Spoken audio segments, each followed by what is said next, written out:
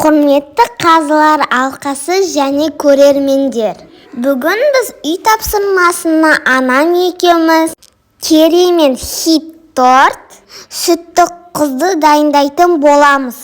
Сүтті құз торты өте нәзік әрі өте дәмді торт. Жалпы тортқа біз тек қана табиғи өнімдерді қолдандық.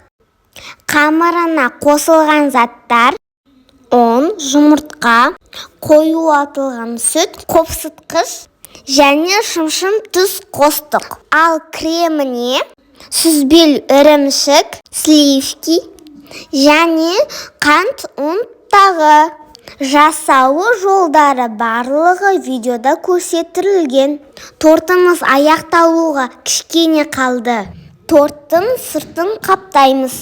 Бүгінгі сайыстағы киім үлгіміз қызыл түсте болған соң, торттың да түсін қызыл түске бояуға бел будық. Одан соң сайыстың атын жаздық. Торттың үстіне жылтырақ себіп, тортымызға әсемдік сыйладық. Тортымыз дайын болды. Қазылар алқасы дәмін көріп бағасын беріңіздер.